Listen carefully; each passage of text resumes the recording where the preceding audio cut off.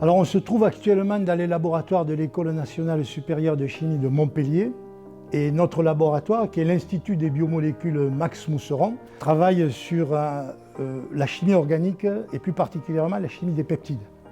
C'est-à-dire que nous essayons de créer des molécules à visée thérapeutique. Notre laboratoire est en particulier affilié à l'Institut Carnot Chimie Ballard Cirimat.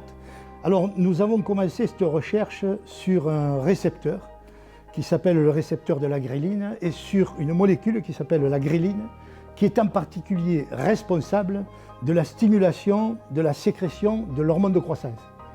Alors on a trouvé un mime d'un petit tripeptide qui est ici.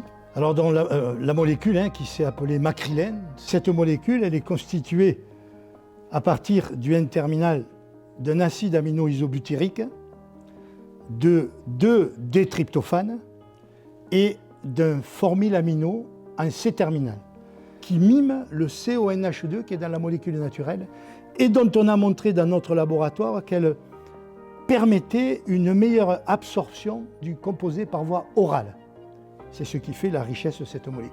C'est la seule molécule qui actuellement permet d'obtenir chez un individu une sécrétion d'hormones de croissance en donnant un produit par voie orale.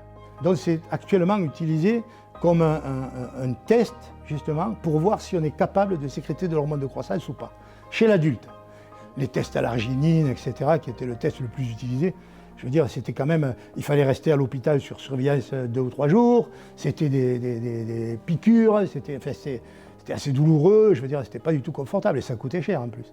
Alors que là, on boit ça dans un verre d'eau et puis on attend 1 heure, on fait 1 ou 2 prises de sang et on le sait tout de suite. Depuis le 1er janvier 2020, cette molécule est en phase 3, c'est-à-dire qu'elle est testée sur un grand nombre d'enfants en pédiatrie, justement pour déterminer quels sont les enfants, pour être utilisés chez les enfants, pour déterminer quels sont les enfants dans un premier temps qui sont incapables de sécréter de l'hormone de croissance. Et on peut imaginer par la suite qu'elle va être utilisée justement pour stimuler leur sécrétion d'hormones de croissance et évidemment éviter les retards de croissance, etc.